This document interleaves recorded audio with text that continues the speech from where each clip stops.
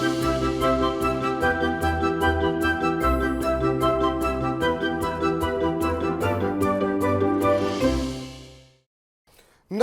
आभार, अभिनंदन, स्वागत आप सभी का। हेलो मनी 9, मेरा सवाल है मैं हूं विपुल सिंह। हफ्ते का पहला कारोबारी दिन और ज़बरदस्त वॉलेटिलिटी इस समय देखने को मिल रही है बाजार के अंदर। 22,561 पे खुला, 22,588 का आज का इंट्राडे हाई लगा निफ्टी के अंदर और 22,433 ये थोड़ी देर पहले इंट्राडे लो बाजार ने लगाया है और 22,470 ये मौजूदा स्तर इस समय देखने को मिल रहा है। 5 अंक नीचे इस समय निफ्टी कामकाज करता हुआ। और आज हम देख रहे हैं कि जो वोल्टिलिटी का इंडेक्स है इंडिया विक्स, उसमें जो है ज़बरदस्त इजाफा देखने को मिल रहा है और ये 10% से ऊपर कामकाज करता हुआ दिखाई दे रहा था।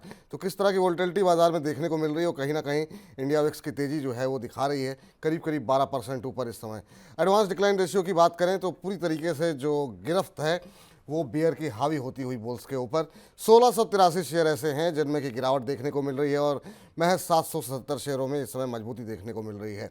आज 129 शेयर ऐसे हैं जिन्होंने अपना नया उच्चतम स्तर 52 हफ्ते का बनाया है और 19 शेयर ऐसे हैं जिन्होंने 52 हफ्ते का नया न्यूनतम स्तर बनाया है। कई सारी खबरें हैं, खबरों के चलते यहाँ हम देख रहे हैं कुछ शेयरों में काफ़ी ज़्यादा गिरावट है, कुछ शेयरों में काफ़ी ज़्यादा तेज़ी है। बड़ा सवाल यही कि बाजार की दिशा अब आगे कैसे रहने वाली है। क्या इन्हीं लेवल्स के आसपास बाजार कंसोलिडेट करेगा या फिर अभी जब तक चुनाव के नतीजे नहीं आते हैं तब तक बाजार में क्या कॉशियस रहना चाहिए, क्या रणनीति होनी चाहिए, इसी पर बातचीत करेंगे अगले 1 घंटे। हमारे साथ आज के खास मेहमान जुड़ चुके हैं। हमारे साथ संतोष सिंह जी बाजार एक्सपर्ट के तौर पर जुड़ चुके हैं, शुक्रवार को भी हमारे साथ मौजूद थे और आज उसी बातचीत को आगे हम कैरी फॉरवर्ड करेंगे। संतोष सर, बहुत बहुत धन्यवाद आपका आज के इस चर्चा में आखिरी समय में शामिल होने के लिए। सबसे पहले तो बाजार पे ही आपकी राय जानना चाहेंगे सर, कैसे देख रहे हैं इस बाजार को जिसमें हम देख रहे हैं सबसे ज़्यादा तेज़ी देखने को मिल रही है जिस इंडेक्स में वो है विक्स। पिछले 2-3 दिन से ऐसा देखने को मिल रहा है, बाजार में काफ़ी ज़्यादा वॉलेटिलिटी बढ़ती हुई दिखाई दे रही है, उतार चढ़ाव, लेकिन इन सब के बीच में बाजार के नए हाइज भी बनते हुए दिखाई दे रहे हैं। आप कैसे देख रहे हैं इस बाजार को? देखिए, मार्केट लास्ट टाइम भी जब हम बात कर रहे थे तो ये था कि लास्ट टाइम भी अगर आप देखें तो निफ्टी डबल टॉप के पास था और डबल टॉप से थोड़ी सी जो है एक साई अवे जिसे हम कहते हैं वो हुआ था निफ्टी पे और एक गिरावट देखी गई थी। और आज भी जो है काफ़ी वोलेटिलिटी है और विक्स बढ़ा है। लेकिन अगर विक्स को देखेंगे लास्ट के 4-5 महीनों में तो विक्स में बराबर बढ़ता है लेकिन उसके बाद फिर से इसमें कूल ऑफ हो जाता है क्योंकि फॉलो बाइंग काफी ज्यादा होती है। उसके कारण कि विक्स अभी उतना रिलायबल नहीं रह गया है। हम लोग ये डेफिनेटली देखते हैं कि 14-15 के ऊपर अगर विक्स निकलता है तो जो है वो थोड़ा उसमें दिक्कत हो सकती है आने वाले दिनों में वोलेटिलिटी बढ़ने का। देखना पड़ेगा कितना सस्टेनेबल विक्स जो है रहता है। और आपको उसी के साथ जो है कुछ न्यूज़ फ्लोज भी थे जिसमें कि आरबीआई के कुछ गाइडलाइंस जो दी गई हैं बैंकिंग और एनबीएफसी के लिए, इसमें कि 5% प्रोविजनिंग की बात की गई है जिसके कारण कि ओवरऑल अगर आप देखें तो पीएसयू बैंक जो कि प्रोजेक्ट फाइनेंस करते हैं उसमें 5% का प्रोविजनिंग इनको 2027 तक करना है, धीरे धीरे फेज्ड मैनर। जिसके कारण कि आप पीएसयू बैंक इंडेक्स देखें काफी गिरा हुआ है। पीएफसी कह लें, आरईसी, इरेडा, ये तमाम कंपनियों के शेयर्स गिरे हुए हैं क्योंकि इनको प्रोविजनिंग का एक बोझ इनके बैलेंस शीट पर आ सकता है जिसके लेकर मार्केट थोड़ा सहमा हुआ है। लेकिन आपको बराबर ये ध्यान रखिए कि चूंकि डबल टॉप के पास हैं, हमारे सामने नतीजे आए जा रहे हैं और दूसरी इलेक्शंस के भी नतीजे आने वाले हैं और इलेक्शंस अंडरवे है। तो ये तमाम घटनाएं हैं जिसको कि आप पर जो है पैनी नजर रखनी चाहिए। कोई भी इधर उधर होता है तो बड़ा मूव हो सकता है निफ्टी पे। चूंकि निफ्टी बढ़ा हुआ है इसलिए रिस्क जो है इस जगह थोड़ा जोखिम ज्यादा हो सकता है, इस चीज का ध्यान रखें। और जो सपोर्ट मुझे दिख रहा है एटलीस्ट जो है अब यहाँ से हेंस फोर्थ 22,300 के नीचे अगर बाजार खिसकता है तब जाके दिक्कत ज्यादा बढ़ सकती है। 22,300 इस पर नज़र रखिए, अगर उसके नीचे निफ्टी फिसलता है तो दबाव जो है वो और गहरा सकता है। खबरों पर नज़र रखिए, अगर खबरों पर नज़र नहीं रख सकते हैं तो मनी 9 पे अपनी नज़रें लगातार बना करके रखिए। उन तमाम खबरों पे हमारी नज़रें रहेंगी और हम आपको रूबरू कराएंगे उन खबरों से और बताएंगे कि इनका असर क्या हो सकता है। बड़ी संख्या में कार्यक्रम का आगाज़ होने से पहले ही हमारे तमाम दर्शकों ने अपने प्रश्न भेज दिए हैं और कोशिश करते हैं उन प्रश्नों को ज़्यादा से ज़्यादा हम शामिल कर सकें। सांच डोगरा जी के प्रश्न के साथ शुरुआत करते हैं जो कि दिल्ली से ही हैं और कह रहे हैं कि सर आईएफसीआई कैसा शेयर है, इसमें क्या एंट्री और एग्ज़िट का लेवल क्या हो सकता है? अभी इन्होंने ख़रीदा नहीं है सर, एंट्री लेना चाह रहे हैं और ये जानना चाह रहे हैं कैसा शेयर है। आज 0.25% की बढ़त 53 के आसपास का लेवल देखने को मिल रहा है। एक महीने में काफ़ी अच्छी रैली रही है, 11-12% का रिटर्न इसने दिया है। पिछले 6 महीने में 125% का रिटर्न। लेकिन बड़ा सवाल यही कि क्या अभी एंट्री लेनी चाहिए? 70 के आसपास का हाई लगा करके फिर ये नीचे आया है, क्या दोबारा उन लेवल्स पे जा सकता है क्या? देखिए, कंपनी के जो नतीजे रहे हैं लास्ट के 3 क्वार्टर में अच्छे रहे हैं। हिस्टोरिकली अगर आप देख लें तो कंपनी 2019 से लेकर 2023 तक लॉस में रही है, जो कि इस साल जो है 2024 जो मार्च के सालाना नतीजे जो कंपनी ने पेश किए हैं, उसके 3 क्वार्टर में कंपनी की प्रॉफिट थी और ओवरऑल पूरे साल में प्रॉफिट है कंपनी में। यहाँ पर लेना चाहिए कि नहीं, लेकिन वैल्यूएशंस को अगर देखेंगे तो वो 3 times of the book value है। और जो है बैलेंस शीट साइज उतनी ज़्यादा जो है कंफर्टेबल नहीं है कि इस जगह आपको लेना चाहिए। मुझे लगता है कि अगर यहाँ से कोई भी करेक्शन जो कि तकरीबन अगर हम देखें कि बुक वैल्यू के 2 टाइम पे मिलता है, अगर मतलब 36 से 40 के बीच में अगर मिलता हो, तो वो ज़्यादा जो है अच्छा लेवल होगा। उस पर भी आपको ध्यान देना है कि ये जो नतीजों का जो ये ट्रेंड है वो पॉजिटिव होना चाहिए, तभी हम 2 से या 2 से ऊपर का इनको वैल्यूएशन प्राइस टू बुक देंगे। तो मुझे लगता है कि इस जगह पे आपको खरीदना नहीं चाहिए, वेट करना चाहिए कि सब्सटेंशियल करेक्शन हो इसमें। अभी नहीं सर, थोड़ा ठीक ठाक करेक्शन हो जाए उसके बाद एंट्री लीजिए। और आदिल फयाज साहब का सवाल लेते हैं, कह रहे हैं हेलो विपुल सर, टोरेंट पावर में ये फ्रेश एंट्री करना चाह रहे हैं। ये एक नया ट्रेंड देखने को मिला है सर कि जब भी गिरावट आती है लोग पैनिक के बजाय अपने खुद से शेयर आइडेंटिफाई करते हैं या एक्सपर्ट से पूछते हैं और उनको हर गिरावट जो है वो ख़रीदारी का मौका लगती है। पावर शेयरों में ऑलरेडी काफ़ी ज़्यादा तेज़ी आ चुकी है। आज यहाँ पर करेक्शन देखने को मिल रहा है करीब 0.25% से ज़्यादा का। फ्रेश एंट्री लेना चाह रहे हैं टोरेंट पावर में। टोरेंट पावर की अगर हम बात करें तो पिछले एक महीने में करीब 7-7.5% के आसपास का करेक्शन देखने को मिला है और पावर शेयरों की तेज़ी में इस शेयर ने भी 6 महीने में ऑलमोस्ट डबल होता हुआ दिखाई दिया है। अभी क्या फ्रेश एंट्री करनी चाहिए या थोड़ा और वेट करना चाहिए? देखिए, पावर क्षेत्र में बहुत कम कंपनियां हैं जो कि इसके 3 वर्टिकल जो मेन होते हैं, जैसे हम कहते हैं कि पावर जनरेशन, ट्रांसमिशन और डिस्ट्रीब्यूशन। तो इन तीनों में कंपनी है। गुजरात, महाराष्ट्र, उत्तर प्रदेश और कर्नाटका में कंपनी का प्रेजेंस है। कंपनी रीजनेबली वैल्यूड भी है, लेकिन नंबर्स के लिहाज से अगर आप देखें तो थोड़ा सा टीटीएम बेसिस पे नंबर लास्ट ईयर से कम आ रहे हैं। 10% के आसपास कम है, इसलिए थोड़ा मुझे लगता है कि वेट कर लें।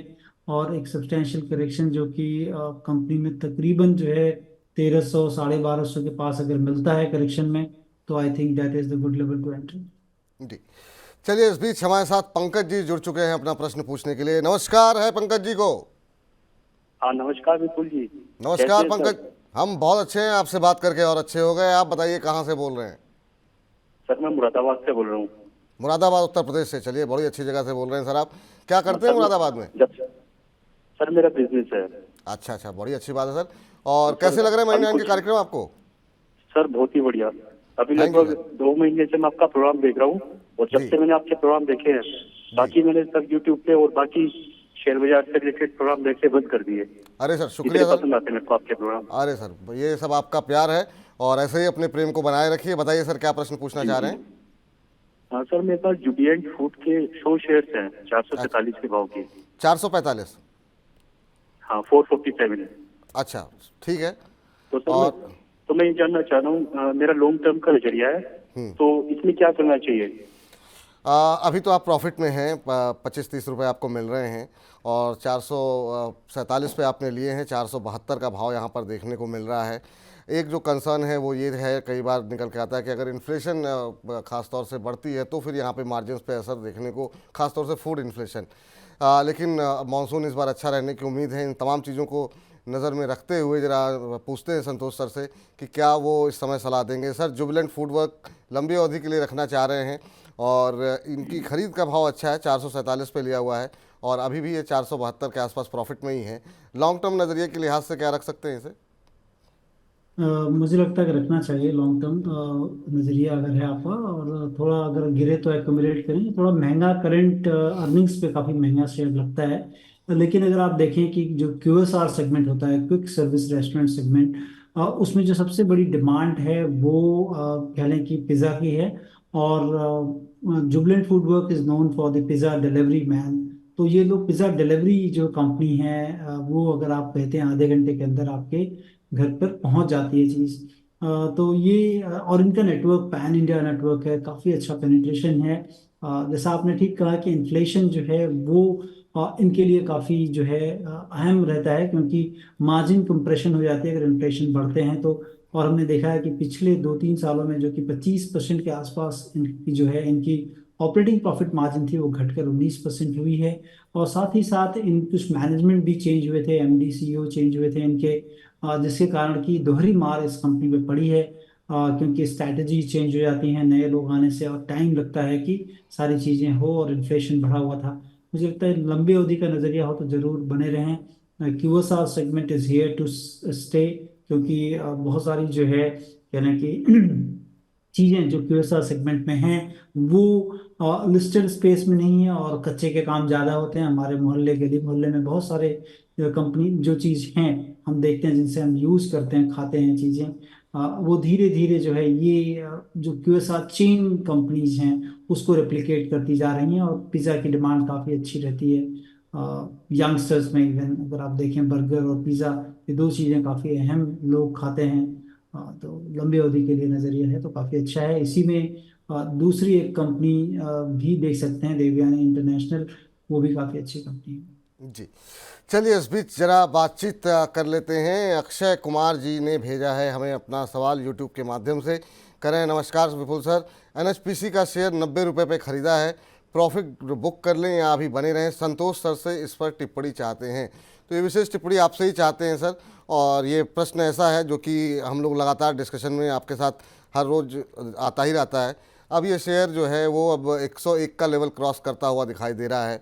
क्या ये रैली सस्टेन करेगी? क्योंकि बहुत लंबा समय लिया जो है कंसोलिडेशन में, 78 तक जाता हुआ ये शेयर दिखाई दिया जब करेक्शन आया था इसमें। इस रैली में कहाँ तक जाता हुआ दिखाई दे रहा है? क्या कोई इनको स्टॉप लॉस देंगे आप? क्या सलाह रहेगी उन तमाम लोगों के लिए जो थोड़ा ऊपर फंसे हुए हैं, और उन लोगों के लिए जो लोग नीचे जिन्होंने ऐड किया था गिरावट में? देखिए, अगर आपने गिरावट में ऐड किया है तो एक काम करें कि स्टॉप लॉस लगा लें, क्योंकि मार्केट ऑल टाइम हाई के पास है, और कभी भी कोई भी न्यूज़ के कारण अगर मार्केट में करेक्शन होते हैं तो जो है आपका गेन वो पूरा चला ना जाए। तो मुझे लगता है 97 के नीचे अगर क्लोजिंग आती है तो आप वहाँ से निकल जाए। लेकिन लंबी अवधि का नज़रिया बनाकर फिर से अगर ये आपको निचले स्तरों पर मिलता है तो आपको दोबारा इसमें लेना चाहिए, क्योंकि रिन्यूएबल पे जिस तरह से सरकार का फोकस है, और पूरी जो है दुनिया में वर्ल्ड जो जितने भी बड़े नेशंस हैं, सारे लोगों की ये जो डिमांड है कि हम लोग को रिन्यूएबल की तरफ शिफ्ट होना चाहिए। और ईएसजी जो फंड दुनिया में हैं वो सारे इजीली अवेलेबल होते हैं। जो भी कंपनियां ईएसजी मतलब एनवायरमेंट सोशल और गवर्नेंस की तरफ ज़्यादा ध्यान देती हैं, और ये कंपनी एनवायरमेंट जो कि रिन्यूएबल एनर्जी में है, काफ़ी बड़े एक्सपेंशन प्लान हैं, उस लिहाज से काफ़ी अच्छा है, और बहुत ज़्यादा ओवर वैल्यूड भी नहीं है। तो मुझे लगता है होल्ड करें, और ऊपर का टारगेट मुझे लगता है कि 125 से 135 तक एटलीस्ट अगर करंट रैली में हो सकते हैं। लेकिन कैविएट होगा कि 97 के नीचे का एक स्टॉप लॉस जरूर है।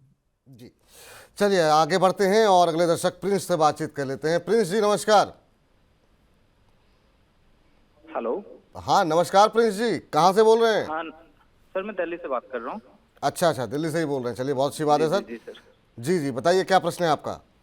मेरा प्रश्न है सर तिलक नगर इंडस्ट्रीज को लेकर। अच्छा मैंने 300 शेयर लेकर, एवरेज प्राइस मेरा 240 का है, और लॉन्ग टर्म व्यू है 3 to 4 ईयर्स के लिए।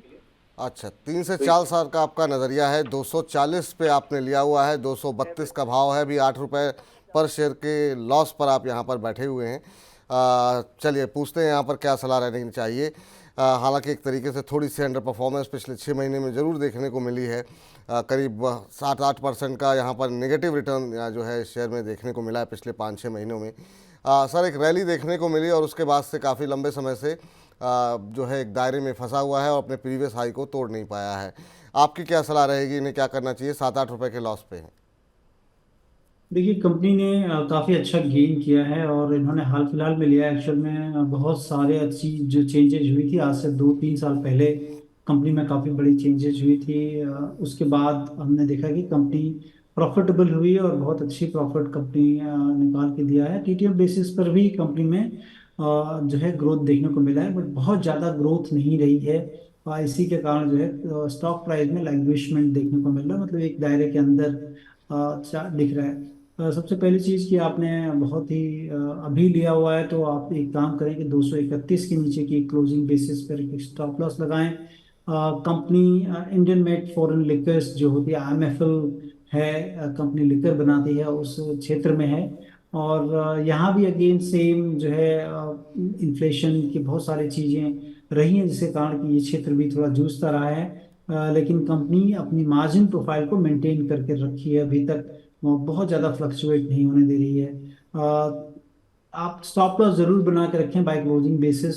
निचले स्तरों पर मिले तभी लें, क्योंकि मैं अभी ये नहीं देख पा रहा हूँ कि कंपनी जो है फ्यूचर्स एक्सपेंशन के लिए क्या कुछ पैसे रखी है, तो अभी तक तो नहीं दिख रहे हैं। पिछली मरतबा अगर आप देखें 3-4 साल पहले कंपनी ने काफ़ी अच्छे एडिशंस किए थे फिक्स एसेट्स में, लेकिन जो कि अब नहीं दिख रहे हैं, इसलिए स्टॉप लॉस जरूरी बना के रखें। जी, चलिए, तो ये राय आपके लिए निकल करके आती हुई। और इस बीच जितेंद्र बेड़ा जी का प्रश्न आया है, कह रहे हैं कि विपुल सर राधे राधे। आपको भी राधे राधे। जितेंद्र जी कह रहे हैं कि संतोष जी के कहने पर मैंने बलरामपुर चीनी के शेयर लिए हुए हैं, 130 शेयर हैं, 290 के रेट में मैंने लिया हुआ है और मैं 6 महीने तक होल्ड कर सकता हूँ।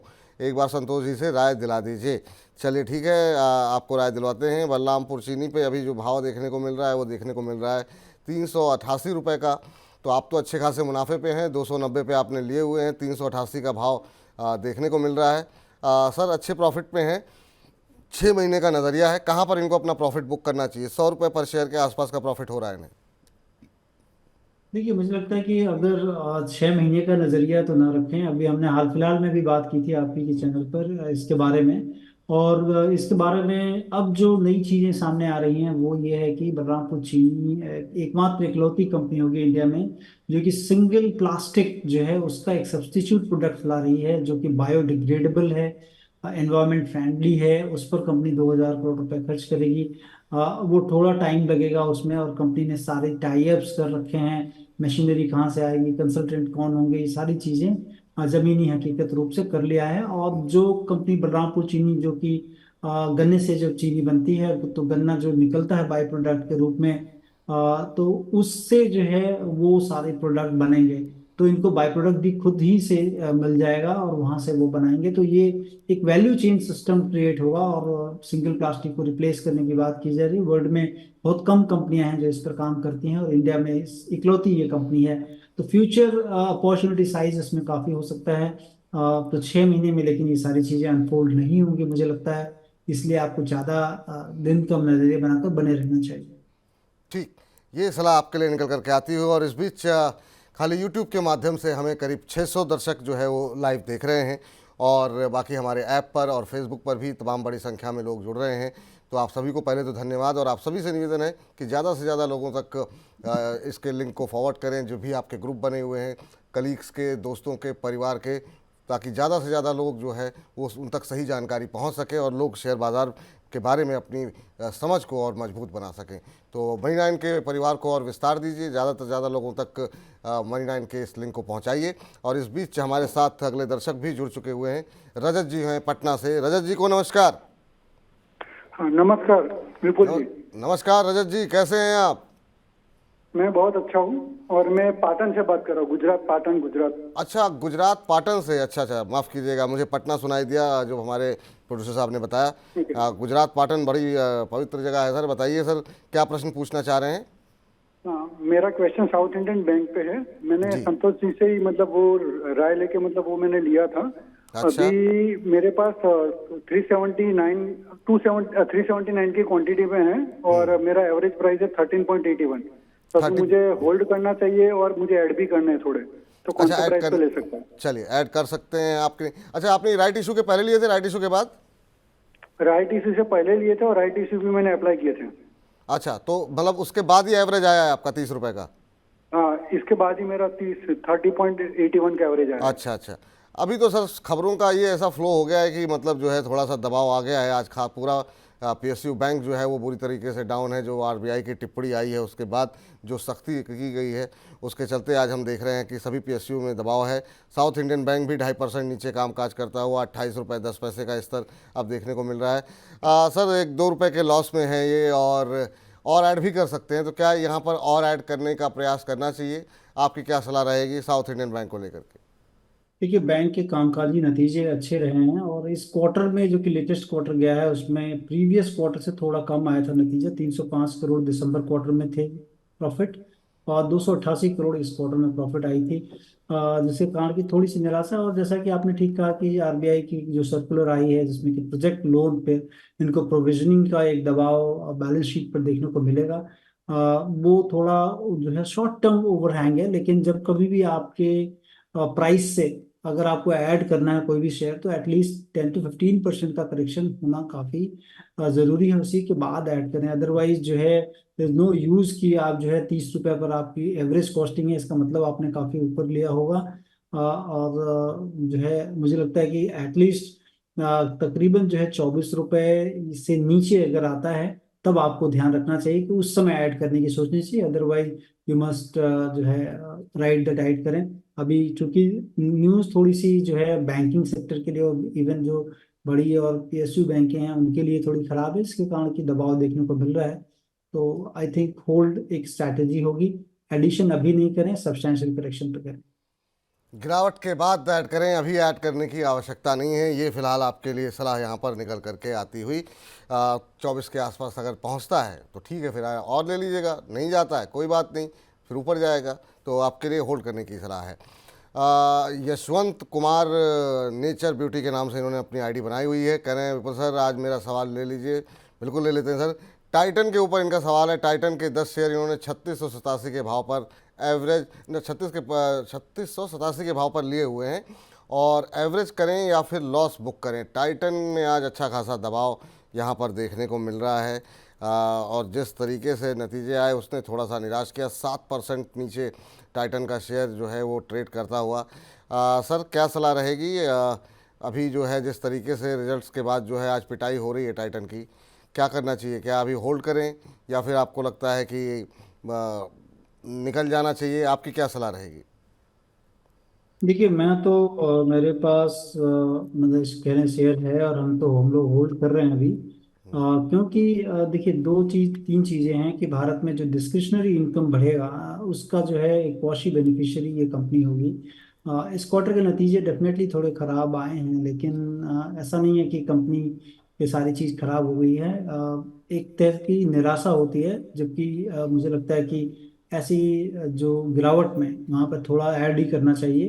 जिस तरह से इनके जो स्टोर के एक्सपेंशन हैं और हर तरह के इनकम ग्रुप के लिए इनके पास जो है ज्वेलरी सेगमेंट है, और आप टाइटन आई है, उसके बाद इनकी घड़ियां हैं, और ज्वेलरी है। ये जो मुख्य ये दो तीन चार सेगमेंट हैं। तब उसके बाद टेनेरिया भी इन्होंने एक लॉन्च किया है जिसमें कि क्लोथिंग्स जो है वो बेचते हैं। बहुत ही छोटा पोर्शन है आज के दिन में, लेकिन सबसे बड़ा पोर्शन इनका ज्वेलरी सेगमेंट है, जो कि जो है ज्वेलरी के दाम मतलब गोल्ड के दाम भी काफी बढ़े हुए हैं।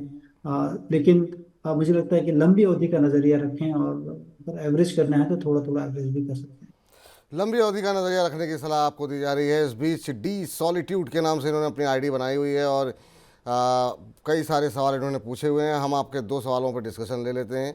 और एक है इरकॉन, जो कि इन्होंने 255 के भाव पर लिया हुआ है, और आईओसी के ऊपर इन्होंने लिए हुए हैं 271 शेयर इनके पास हैं। 271 रुपए के भाव पर लिए हुए हैं, और 255 पे इरकॉन है। और ये दोनों ही ऐसे शेयर हैं इस पर काफ़ी हम देख रहे हैं कि सवाल हमारे पास लगातार आते रहते हैं। इरकॉन की बात करें तो आज करीब 1.25% नीचे इस समय शेयर ट्रेड करता हुआ 246 का भाव देखने को मिल रहा है। तो यानी कि इन्हें करीब करीब 8-9 रुपये के आसपास का नुकसान हो रहा है। वहीं आईओसी की अगर हम बात करें तो जो स्थिति आईओसी के अंदर देखने को मिल रही है, तो यहाँ पर भी अभी अगर हम देखें जो भाव देखने को मिल रहा है वो 166 रुपये के आसपास का है। आज 2.75% ऊपर नीचे कामकाज करता हुआ सर। और ये तो काफ़ी ऊपर ले रखा है इन्होंने, मुझे नहीं पता कि गलती से टाइप किया है कब, इन्होंने 271 पे ले रखा है। आपकी क्या सलाह रहेगी आईओसी और इरकॉन के ऊपर? देखिए दोनों कंपनियां काफ़ी अच्छी हैं अपने क्षेत्र में, और जिस तरह से रेलवे इंफ्रास्ट्रक्चर जो है बिल्टअप की बात है, और world class railway infrastructure India में तैयार हो रहे हैं, उसके लिए ये कंपनी काफ़ी अच्छी रहेगी। लेकिन शॉर्ट टर्म हमेशा जो है वो मार्केट सेंटिमेंट और मार्केट में जो करेक्शन रहता है उस पर बहुत सारी चीज़ें डिपेंड होती हैं। लेकिन अंडरलाइंग बिजनेस कंपनी के काफ़ी अच्छे हैं। मुझे लगता है कि होल्ड करना चाहिए, और सब्सटैंशियल गिरावट अगर आपको होती है 200 रुपए के आसपास तक मिले इसे, तो और यहाँ पर ऐड करना चाहिए। जहाँ तक आईओसी की बात है, हम आपके चैनल पर पहले भी कह चुके हैं कि इलेक्शन एक पीरियड ऐसा होता है जो कि ऑयल मार्केटिंग कंपनी के लिए अच्छा उतना नहीं होता है, क्योंकि उस समय वो ऑयल तेल के दाम बढ़ा नहीं सकते, अभी तो गिर जाते हैं, वो होता है। और दूसरा जो है, इनका ऑयल से चूंकि लिंक होती हैं सारी चीज़ें, लेकिन इन दिनों ऑयल के दाम भी गिरे हैं इंटरनेशनल, अगर आप देखें क्रूड ऑयल प्राइसेस में भी गिरावट देखने को मिली है। लेकिन चूंकि इलेक्शन टाइम है तो थोड़ा डिफिकल्ट टाइम होता है, क्योंकि प्राइसिंग प्रेशर होता है, ये प्राइस बढ़ा नहीं सकते विद इन जो है एटलीस्ट इलेक्शन पीरियड, जब तक इलेक्शन खत्म नहीं होता है तब तक। लेकिन बहुत ही अच्छी कंपनी है, इंडिया की सबसे बड़ी इनफैक्ट जो है ऑयल मार्केटिंग कंपनी है। अच्छी कंपनी है, रखना चाहिए, और अगर नीचे मिलता है इसमें ऐड भी करना चाहिए, अच्छी डिविडेंड पे भी करती है कंपनी। बिल्कुल जो है लेना चाहिए सर, आपके लिए सलाह है। और यही सवाल जो है सुनील बिष्ट जी ने भी पूछा है, 170 पे इन्होंने लिए हुए हैं, तो आपके लिए भी यही सलाह रहेगी सर आईओसी के ऊपर जो अभी आपको जो दी गई है हमारे दर्शक को। और इस बीच हमारे साथ जो अगले दर्शक फ़ोन लाइन पे जुड़े हैं, रोशन कुमार जी जुड़े हैं। रोशन जी को नमस्कार। रोशन जी सुन पा रहे हैं? ओह, लगता है रोशन जी के यहाँ अंधेरा हो गया है, कुछ संपर्क टूट गया है हमारा। कोई बात नहीं, दोबारा कोशिश करेंगे उनसे बातचीत करने की। लेकिन इस बीच अब्दुल करीम जी का प्रश्न ले लेते हैं। कह रहे हैं I am Karim Chaudhary from New Delhi. चलिए, बहुत अच्छी बात है सर। BRNL के शेयर इन्होंने ले रखे हैं और इनकी खरीद का भाव है 85। BRNL एक और ऐसी कंपनी जिस पर हाल फिलहाल में सवालों की संख्या बढ़ती हुई दिखाई दी है और 54-55 रुपये के आसपास चल रहा है।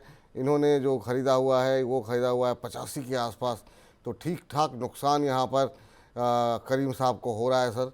BRNL में सर काफ़ी तेज़ी के साथ हमने देखा कि ऊपरी स्तरों से फिसला है शेयर ये। अभी भी हम देख रहे हैं कि दबाव में ही है। पिछले एक महीने में 19-19.5% से ज़्यादा करेक्शन यहाँ पे ऑलरेडी आ चुका है। काफ़ी शानदार रैली रही और उसके बाद से अब लगातार करेक्शन में दिखा रहा है सर। आपकी क्या सलाह रहेगी? देखिए, मेरी सलाह रहेगी कि आपको दूर रहना चाहिए ऐसे शेयरों से, क्योंकि ये श्रेय इंफ्रास्ट्रक्चर से निकली हुई कंपनी है। और श्रेय को, जैसा आपको पता है कि कंपनी जो है बैंकरप्ट हो गई थी, और उसमें जो है आरबीआई और सरकार के द्वारा मनोनीत जो है वहाँ पर लोग हैं अभी। ये कंपनी के कामकाजी मुनाफे को अगर देखें तो लॉस में है। मुनाफा क्या है? लॉस है, कामकाजी लॉस है इनको। नेट प्रॉफिट पे 152 करोड़ का TTM बेसिस पे लॉस है, लेकिन ऑपरेटिंग प्रॉफिट वहीं पर 79 करोड़ का जो है प्रॉफिट है इनको। लेकिन चूंकि कंपनी के ऊपर जो डेट बर्डन 1370 करोड़ का है, उसके कारण कंपनी लॉस पोस्ट कर रही है।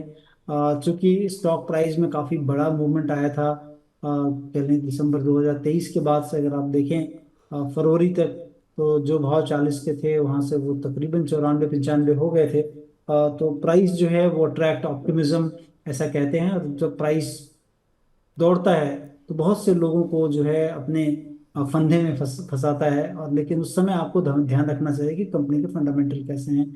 मुझे नहीं लगता कि ऐसी कंपनियों में जहां पर कि लगातार कई सालों से लॉस है, वहां पर आपको रहना चाहिए। बेहतर है कि दूरी बनाई रखी जाए इससे। दूरी बनाए रहने की सलाह संतोष जी की तरफ से निकल कर के आ रही है। चलिए आगे बढ़ते हैं और ज़रा रोशन जी साथ दोबारा जुड़ चुके हैं हमारे साथ। रोशन जी नमस्कार। नमस्कार सर। कहाँ अंधेरे में चले गए थे रोशन जी? आपके नाम में रोशनी है, हम बुला रहे थे, आप सुन नहीं रहे थे। कहाँ थे आप? आवाज ही नहीं आ रही थी सर। चलिए कोई बात नहीं, अब आ रही है आवाज़ आपकी, बहुत अच्छी आ रही है। कहाँ से बोल रहे हैं सर? जी मैं बिहार पटना से बोल रहा हूँ सर। चलिए बहुत अच्छी बात है सर। बताइए सर, क्या प्रश्न है आपका? मेरे पास सर टाटा पावर के शेयर हैं। अच्छा। 135 शेयर हैं सर। 418 के भाव से। 418 के भाव पर। चलिए, तो आप तो मुनाफे में हैं यहाँ टाटा पावर में। कितने समय तक होल्ड कर सकते हैं आप? 402 के भाव से है सर। Sorry sir. अच्छा, 402 के भाव से है। चलिए, बड़ा कन्फ्यूजन है जीवन में। चलिए बताइए, 402 पे आपने लिए हुए, कितने समय तक होल्ड कर सकते हैं? साल 2 साल के लिए तो होल्ड कर ही सकता हूँ सर। साल 2 साल के लिए होल्ड कर सकते हैं। चलिए अच्छी बात है। पावर क्षेत्र से जुड़ी हुई एक और दिग्गज कंपनी, और जिस तरीके से तापमान बढ़ रहा है, यकीन मानिए पावर कंजम्पशन हर घर में बढ़ रहा है। AC चलने लगे हैं, कूलर चलने लगे हैं। और सर क्या भविष्य दिखाई दे रहा है टाटा पावर का आपको? 402 पे इन्होंने लिए हुए हैं, 446 का भाव है, तो अभी ठीक ठाक मुनाफा पर शेयर मिल रहा है, पर अभी होल्ड कर सकते हैं, तो क्या इन्हें होल्ड करना चाहिए टाटा पावर? मुझे लगता है कि होल्ड करें। 437 के नीचे का बाय क्लोजिंग बेसिस एक स्टॉप लॉस लगा लें। और हम आपके चैनल पर 280 से मुझे लगता है कि 350 के बीच में कई बार हमने रिकमेंड किया कि इस स्टॉक को लेना चाहिए। चूंकि अब काफ़ी बढ़ चुका है तो अब रिकमेंडेशन लिस्ट में नहीं है, but again we are holding the share जो है।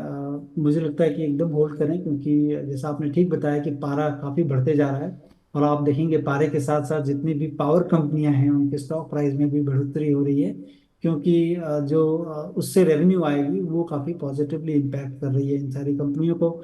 और इस कंपनी में काफ़ी बड़ा ईपीसी का काम है, सोलर ईपीसी का काम कर रही है कंपनी, और जो हर घर जो सौर ऊर्जा की बात की जा रही है उसका भी काफ़ी बड़ा बेनिफिशियरी ये कंपनी होने की काफ़ी संभावनाएं हैं। इन सारी तमाम चीज़ों के कारण मुझे लगता है कि लंबी अवधि का नजरिया रखें। लेकिन चूंकि मार्केट बढ़ा हुआ है इसलिए मैं कह रहा हूँ कि एक स्टॉप लॉस लगाएं ताकि आपका प्रॉफिट नहीं निकल जाए। लेकिन अगर आपको कभी भी फिर नीचे अगर मिलता है, ध्यान रखने की बात होगी कि इस शेयर को फिर से लेना होगा आपको। तो ये सलाह आपके लिए निकल करके आ रही है। और इस बीच महा डिजिटल स्टूडियो के नाम से इन्होंने अपनी आईडी बनाई हुई है, और अच्छा इन्होंने अपना नाम भी लिखा हुआ है, जगतार सिंह फ्रॉम पंजाब। और इनका प्रश्न है, इन्होंने ICICI बैंक ले रखे हैं 1080 पे, इन्होंने SBI के शेयर ले रखे हैं 770 पे। अभी इतनी दोनों बात कर रहे थे क्योंकि टाटा पावर पे भी इनका सवाल है। टाटा पावर पे उम्मीद करते हैं आपको राय मिल गई होगी। सर अभी क्या करना चाहिए बैंकों को लेकर के? बैंकों में जिस तरीके से आज दबाव देखने को मिल रहा है, ये टेम्प्रेरी फिनोमेना लगता है कि ठीक है 1-2 दिन गिरा फिर उसके बाद से बाउंस बैक आ जाएगा, या फिर आपको लगता है कोई सीरियस कंसर्न है जो RBI की तरफ से रिस्ट्रिक्शन लगाए गए हैं? बैंकिंग का भविष्य इससे क्या प्रभावित होता हुआ दिखाई दे रहा है आपको?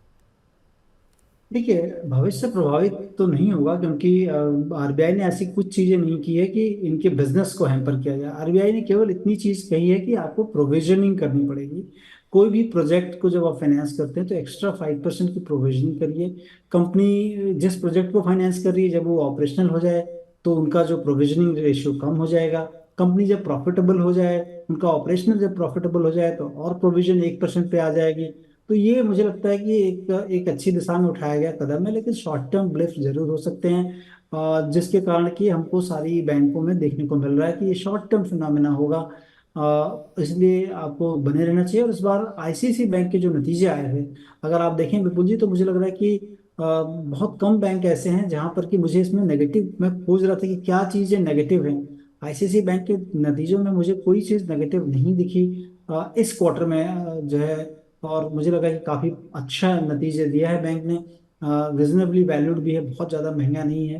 मैं हमेशा महंगाई का जो हम लोग आकलन करते हैं उसके ऊपरी पायदान पे है, लेकिन बहुत ज्यादा एग्जूबरेंटली कॉस्टली नहीं है। तो मुझे लगता है दोनों बैंकों को होल्ड करना चाहिए, या गिरावट में इन्हें और भी ऐड कर सकते हैं। ठीक, दोनों बैंकों को होल्ड करने की सलाह यहाँ पर दी जा रही है। और इस बीच मोहम्मद शहनवाज साहब का प्रश्न ले लेते हैं। कह रहे हैं मेरे पास वेदांता के 70 शेयर इन्होंने लिए हुए हैं 365 रुपये के रेट पर। अब ये जानना चाह रहे हैं क्या मुझे यहाँ पर करना चाहिए, 6 से 8 महीने तक रुक सकते हैं? वेदांता सर चल नहीं रहा था, चला तो ऐसा गोली हुआ सिर की क्या ही बताया जाए। बहुत शानदार मूव देखने को मिला था इसके अंदर। अब हालांकि थोड़ी सुस्ती है, 1.25% के आसपास की आज। लेकिन अगर हम पिछले 1 महीने की बात करें तो 26-26.5% का रिटर्न यहाँ पर आता हुआ दिखाई दिया है। पिछले 6 महीने में 75%। कैसे देख रहे हैं वेदांता की इस रैली को आप सर? देखिए, सबसे पहली चीज कि आपने जो है जो स्टॉक लिया है उस पर आपको जो है लॉस नहीं हो जाए, तो आपको एक 398 के नीचे का बाय क्लोजिंग बेसिस एक स्टॉप लॉस लगा लें। कंपनी के नंबर्स को अगर देखेंगे तो लास्ट ईयर से आधे हो चुके हैं नंबर इनके। लास्ट ईयर 14,500 करोड़ का मुनाफा था जो घटकर 7,539 करोड़ रहा है। ये सारी चीजें, और कंपनी के तूतीकोरिन प्लांट में अभी तक कोई क्लैरिटी नहीं है कि कब चालू होगा। कॉपर का सबसे बड़ा स्मेल्टर है इंडिया में, वो चीज़ चालू नहीं हो तो क्लैरिटी, और इनके जो ग्रुप पे जो लोन जो डेट बर्डन है उसकी जो क्लैरिटी नहीं है। इसलिए मैं कहूँगा कि आप स्टॉप लॉस एकदम स्ट्रिक्ट रखें कि कभी भी ये 398 के नीचे जाके क्लोज होता है तो आप निकल जाए। चलिए पवन जी से बातचीत कर लेते हैं। पवन जी नमस्कार। नमस्कार sir, good afternoon sir. Very good afternoon Pavan ji, कैसे हैं आप? सर बहुत अच्छे हैं, चूंकि पीएनबी लिए थे 31.5 रुपए पे 131.50 पर 3500 शेयर सर। 3500 शेयर 131.50 पे लिए हैं, ठीक है। और कितने समय तक होल्ड तो कर सर सकते हैं? अभी तो प्रॉफिट में चल रहे थे, चूंकि आज आरबीआई की जो गाइडलाइन आई उसके पश्चात एक शेयर गिर गया, तो अब क्या करें सर इसमें? और आप वैसे कितने समय के लिए लिए थे आपने? हम तो लिए थे सर 2 माह के लिए, चूंकि अभी प्रॉफिट में थे। अभी 141 रुपए पहुंच गया था, फिर उसके पश्चात गिरता ही गया ये तो। अभी तो आप लॉस में आ गए हैं 3-4 रुपए के, और कहाँ आप जो है ठीक ठाक मुनाफे में बैठे हुए थे। 1227 ये मौजूदा भाव अब देखने को मिल रहा है। और PSU शेयरों में क्या ये पेन लंबा चलेगा सर? कैसे देख रहे हैं आप PNB को? क्या स्ट्रेटजी होनी चाहिए PNB को लेकर के? तो ये पीएनबी के नतीजे तो आए नहीं है, लेकिन अगर आप देखें कि लास्ट ईयर नतीजे काफ़ी अच्छे थे इनके। और सबसे मतलब पहले कि जैसे कि यस बैंक और पीएनबी को हम लोग देखते थे कि बहुत पिछले पायदान पर है, जहाँ पर कि रिकवरी काफ़ी लेट हो रही है। और पीएनबी जो है वो थोड़ा सा आगे निकल चुका, थोड़ा मतलब यस बैंक से आगे निकला, क्योंकि इसमें रिकवरीज काफ़ी अच्छी रही हैं नेट प्रॉफिट के लिहाज से। लेकिन ये जो गाइडलाइंस आई है उसमें डेफिनेटली जो है थोड़ा सा डैम्पनर होगा इन शॉर्ट टर्म। और अभी नतीजे पीएनबी के आए नहीं है, मुझे लग रहा है कि उसके बाद ही कुछ देखना चाहिए। लेकिन चूंकि इन्होंने एक बड़ी क्वांटिटी ले रखी है, और मुझे लगता है कि अगर 128 रुपये के नीचे जाकर ये क्लोज हो जाएगा, जो कि अभी है, अगर ये 3 बजे के बाद भी इतना रहता है तो मुझे लगता है कि एक बार निकल जाए, क्योंकि लंबी क्वांटिटी है इनकी। फिर वेट करें निचले स्तरों पर। क्योंकि अगर दूसरी बैंक होती तो मैं कहता कि होल्ड कर लें। इसमें कुछ जो है इश्यूज हैं अभी भी एसेट क्वालिटी पे, जो कि रिजॉल्व नहीं हो पाए हैं इतने दिनों में। लेकिन नंबर्स थोड़े अच्छे रहे हैं लास्ट के 2 क्वार्टर्स में इनके। तो अगर आज नीचे बंद होता है तो एक बार निकले निचले स्तरों पर फिर से आप आ सकते हैं।